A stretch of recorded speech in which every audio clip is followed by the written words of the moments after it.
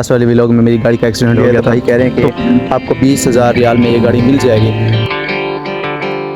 अस्सलामुअलैकुम वरहमतुल्लाहि, वेलकम करता हूँ एक नए व्लॉग में। आज हम अपनी गाड़ी बनवाने के लिए आए थे और सामने रही गाड़ी। आपको पता तो होगा लास्ट वाले व्लॉग में मेरी गाड़ी का एक्सीडेंट हो गया था। तो वर्कशॉप में आए, उन्होंने कहा भाई ये गाड़ी सेल करनी है। तो गाड़ी की कंडीशन में आपको एक वीडियो में दिखा देता हूँ जो फुल चलेगी। तो आप मुझे काइंडली बता दीजिएगा जो सऊदीया में रहते कि ये गाड़ी कितने में मुझे मिल सकती है। ये एक मुझे एक्सपीरियंस भी हो जाएगा, इसकी वीडियो में आपको लगा देता हूँ। आप बता दीजिएगा क्योंकि मुझे एक आइडिया नहीं है। मैं अपनी गाड़ी से बनवाने के लिए आया था। भाई कह रहे हैं कि आपको 20,000 रियाल में ये गाड़ी मिल जाएगी। इसकी कंडीशन मैंने सारी आपको दिखा दी, हर चीज़ आगे पीछे से। मज़ीद आप लोग मुझे इन्फॉर्म लाजमी कीजिएगा कमेंट्स के अंदर या मेल के अंदर कि एक मैं गाड़ी कितने की।